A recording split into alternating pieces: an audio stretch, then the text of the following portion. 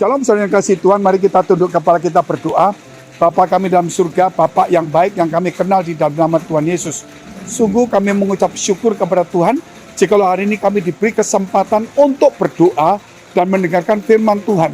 Supaya kami disehatkan dalam iman, supaya iman kami boleh dinafasi oleh kasih Tuhan, sehingga iman kami boleh hidup dan boleh teguh, dan iman kami tidak menjadi kosong, tetapi menjadi berisi dan kuat. Di dalam nama Yesus, kiranya Engkau memberkati setiap kami yang dalam pergumulan, dalam masalah, dan persoalan tantangan. Kami percaya kasih-Mu melimpah kepada kami, sehingga kami Tuhan Kau tuntun di jalan yang benar. Engkau bukan hanya memanggil kami supaya menjadi percaya, tapi Engkau memanggil kami supaya menjadi anak-anak Allah, menjadi murid-murid Tuhan. Di dalam nama Tuhan Yesus, kami mengucap syukur dan memberkati mereka yang sakit supaya menjadi sembuh, mereka dalam pergumulan, mereka dalam kesedihan, Tuhan hiburkan. Haleluya, amin. Puji Tuhan saudara, kita dipanggil Tuhan bukan sekedar untuk menjadi orang percaya. Kita dipanggil Tuhan saudara bukan juga hanya sebagai anak-anak Allah, tetapi kita juga dipanggil Tuhan sebagai murid-murid Kristus. Oleh karena itu saudara, mari kita bukan hanya sekedar percaya, tapi kita belajar firman Allah. Sehingga iman kita yang diberikan Tuhan kepada kita menjadi percaya, itu boleh dinafasi oleh kasih Allah. Sehingga iman kita hidup dan iman kita boleh bertumbuh kepada kasih. Karena di dalam hidup kita orang percaya, kerap kali kita hanya percaya saja, saudara, tetapi kita tidak melakukannya segala sesuatu dalam kasih. Kita percaya namun kita tidak mengasihi Tuhan. Kita percaya namun kita tidak tinggal di dalam kasih. Sebab itu hari ini kita baca dulu satu firman Tuhan, yaitu 2 Timotius pasal 1 ayat 13 dan 14. Peganglah segala sesuatu. Peganglah segala sesuatu artinya bukan sekedar percaya, tetapi peganglah segala sesuatu. Apa itu? Ajaran Tuhan, perintah Tuhan, hukum Tuhan, nasihat, dan sebagainya. Pegang itu, saudara. Peganglah segala sesuatu yang telah engkau dengar daripadaku. Itulah firman, nasihat, pengajaran, didikan, saudara, hukum. Dan dikatakan sebagai contoh ajaran yang sehat. Dan lakukanlah itu dalam iman dan kasih dalam Kristus Yesus. Berarti saudara, kita perlu masuk dalam ajaran sehat. Ajaran sehat itu saudara kita pegang. Apa itu saudara? Yaitu segala sesuatu. Apa itu? Firman yang mengandung hukum, firman yang mengandung pengajaran, firman yang mengandung penghiburan, firman yang mengandung saudara nasihat, teguran, itu pegang. Jadi jangan cuma cari firman yang menyenangkan telinga, yang cuma menghibur, lupa untuk firman yang menegur.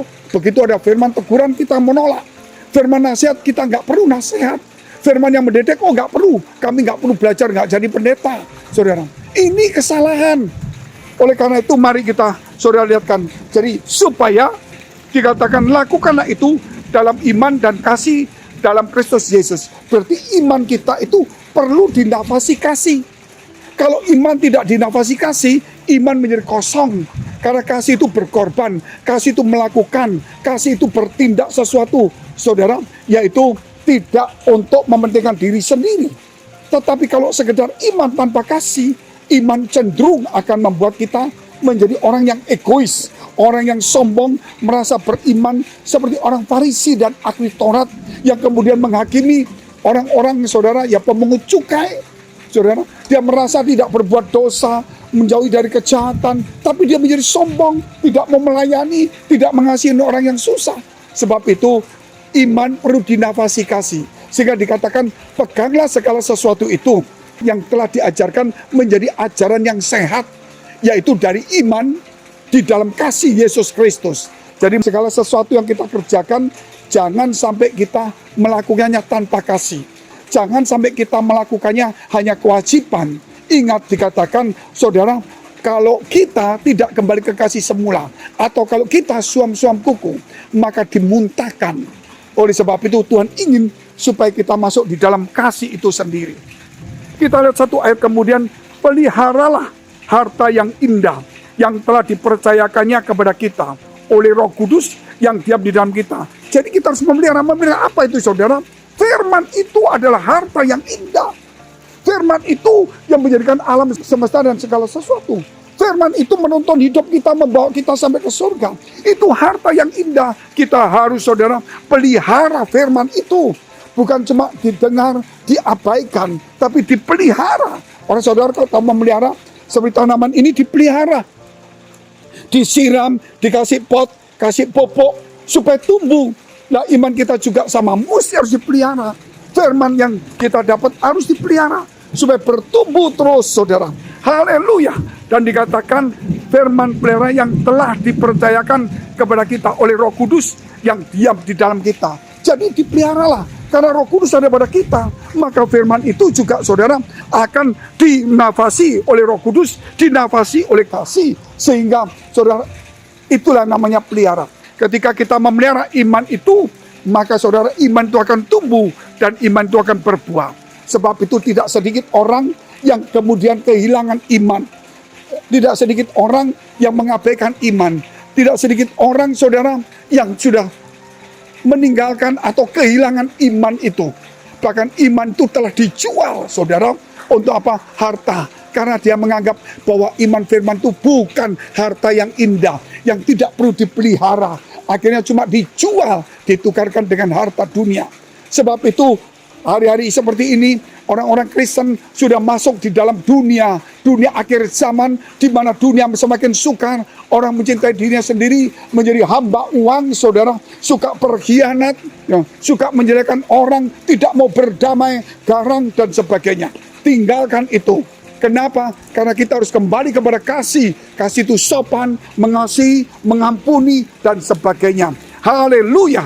Mari saudara, jikalau saudara punya pergumulan masalah, persoalan, tantangan, hiduplah di dalam firman itu. Jikalau saudara punya persoalan masalah, saudara hiduplah di dalam kasih Tuhan.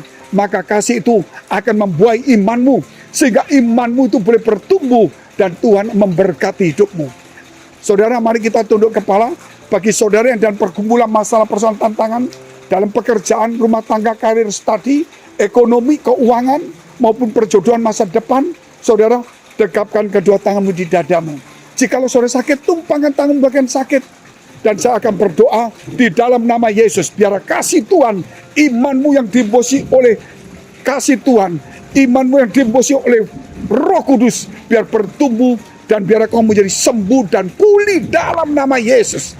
Bahkan juga segala pekerjaanmu, segala pergumulanmu, segala doamu boleh dijawab oleh Tuhan dalam nama Yesus. Jadilah dan terimalah itu. Haleluya. Amin. Jika saudara masih membutuhkan pelayanan doa dan konseling, silakan hubungi nomor tertera di bawah ini. Tuhan Yesus memberkati.